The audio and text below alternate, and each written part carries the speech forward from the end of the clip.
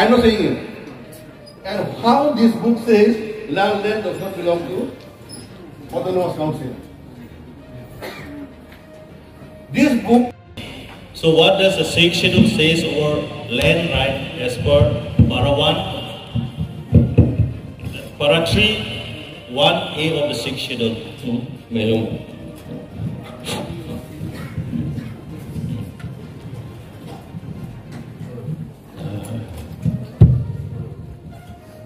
Thank you, everyone.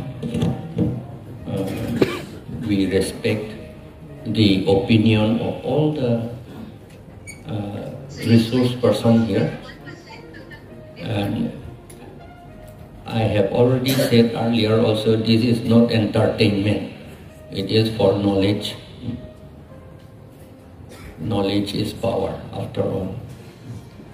So the straightforward question is that land belongs to, according to the 6th schedule, land belongs to the Autonomous Council. Settlement, the word settlement is a word of an act, not of a constitution. Therefore, the word settlement is at present in the Assam Land Revenue Regulation. It is a regulation, it is an act.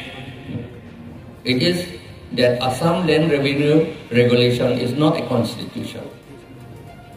If we make our law for land and revenue under paragraph 3, under paragraph 3, then in our act, the word settlement will be there. How to settle land, how to survey land, all these things will be in the act. Therefore, at present, the word settlement is not in the 6th schedule. Whether we like it or not, there are very conflicting in opinion, but somehow 6th schedule seems to be a mini constitution. That is the reason I think that now 125th Constitution Amendment Bill, but the amendment is 6th schedule. Is it not so? Yes. The amendment is only in 6th schedule, but it is called Constitution. So that I think I may be wrong. Still, I do not want to say something against anybody. We have got our own opinions. But what I feel is that whether B.L. Hansaria or Muhammad Hidayatullah, both of them somehow agree to say that it is some kind of a constitution. Whether many or not many, I don't know. No, I mean, moi English ote koi asilo ako. Ito diktar hobo niki kuni bole. Mane alam ako Karbi bhasha. Tothato neka hoise ye question to prashno to whether land is with council, Autonomous Council. Land and revenue is under Autonomous Council. That is for sure. In fact, ako English. A 6th schedule to bonwa hoise because of matir karone bonwa hoise. Eta to the main important point was the subject was mati. Hetu hekarone 6th schedule bonwa hoise. Aru cultural kotha, law, aru amar identity eibor kotha he a 6th schedule to bonwa hoise. Amar administrative traditional administrative system thakibo lage ei bilakor karone he etu 6th schedule to bonwa hoise.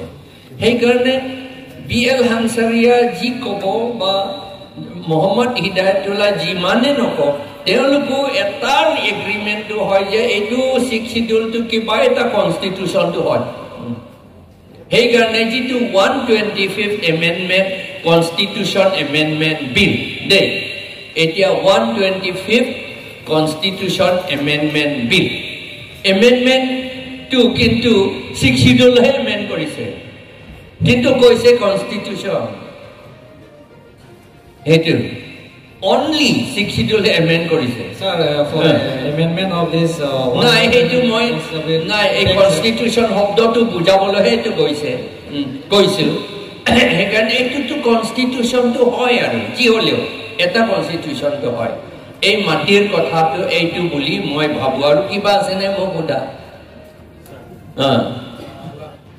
মাটিটো settlement কথাটো উলালে এটোটো legal term এটো এক্টৰ কথা এক বুলি ক'লে কনস্টিটিউশন নহয় আসাম ল্যান্ড ৰেভিনিউ ৰেগুলেশন টু এটা এক নিচিনা হয় দেই এক নিচিনা হয় ৰেগুলেশন বুলি কোৱা হৈছে এক নিচিনা হয় এইটো কথা আমাৰ বহুত ডিসকাশন হৈছিল এইটো ৰেগুলেশন টু এক হয় নে নহয় এইটো বহুত ডিসকাশন হৈছিল কিন্তু এটা এক নিচিনা এটা কনস্টিটিউশন হয় সেই কাৰণে এক তত্ত্বহে এই সেটেলমেন্ট বুলি শব্দটো ওলাব এতিয়া তো আসাম ল্যান্ড ৰেভিনিউ ৰেগুলেশনত সেটেলমেন্ট কথা আছে আৰু হেইটোহে আমি লৈ আছো নহয় সেই কাৰণে এইটো আমি কৰি আছো এতিয়া কনস্টিটিউশনতো সেটেলমেন্ট বুলি শব্দ নাথাকে আপুনি এতিয়া ইন্ডিয়া কনস্টিটিউশনটো সব কতু ল্যান্ড সেটেলমেন্ট বুলি তাত নাই ইমান আৰ্টিকলত ল্যান্ড সেটেলমেন্ট হ'ব বুলি তো কতু লিখা নাই হেতু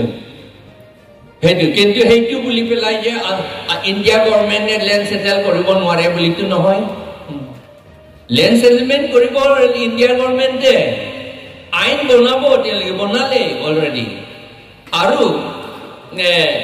একুইজিশনৰ কথা দেই হয় এটোটো বহুত ডিস্টাৰ্ব কৰে এই একুইজিশনটো কিন্তু একুইজিশনটো নহয় মাত্ৰ 6 শিডিউল এৰিয়াৰ মাটি একুইজিশন নহয় স্টেট গভৰ্ণমেণ্ট মাটিও একুইজিশন কৰে স্টেট গভৰ্ণমেণ্ট নিজেও কৰে ইন্ডিয়া গভৰ্ণমেণ্টও কৰে হয় নে নহয় ইন্ডিয়া গভৰ্ণমেণ্টও কৰে এইটো ইন্ডিয়া গভৰ্ণমেণ্ট যেতিয়া একুইজিশন কৰিব স্টেট গভৰ্ণমেণ্টক সুধিব হয় নে নহয় আমি তো কৰিয়ে থাকো আমি কৰি আছো নহয় ইমান দিন নহয় 36 years I was also there so এটো স্টেট গভৰ্ণমেণ্টক সুধিব যে এটো একুয়াৰ কৰিব পাৰিব নে নাই বুলি তেতিয়া জেনাৰেলি ভালৰ কাৰণে ইন্ডিয়া গভৰ্ণমেণ্টে ভালৰ কাৰণে কৰিব বুলি ক'লে আসাম গভৰ্ণমেণ্টে মানে এটো হেইটো নিচিনা আমি একুইজিশন টু স্টেট গভৰ্ণমেণ্টে কৰি দিয়ে বুলি পেলাই যে আমি মাটিৰ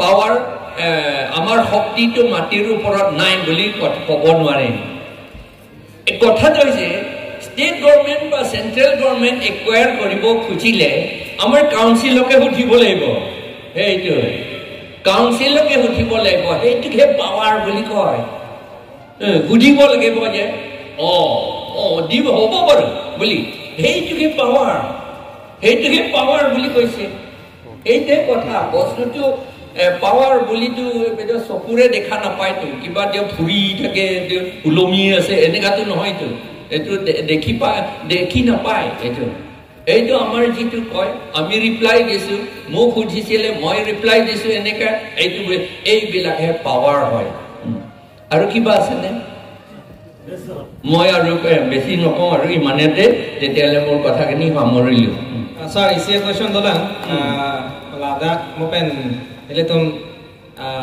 resource person pen doton intia ki hai pen anan kipu ke state government tum jong se aning hang bote la long le ja kom mage bondet un pa lambi pen la kipu lake un e lake na ekhete koisil regarding acquisition na karone koisil acquisition na karone koisil ene jat mati lobo boli kotha kwanda ki fu bang ke land belong to Karbinglong Thomas Council sida akinang dolo prote constitution akinang dolo prote mane acquire kora etu muk dekhoise ekhete etu acquire kora etu ase etu soboti thakibo Assam state or karne ase etu aru even India government also ase karon tatu acquire korim boli gele India government tu kunuba aku uthibo laibo tatu ekei kotha karon itu ami ji holeo ami tu India bhitorate asu eta nation the main nation is India এইকাৰণে Okay.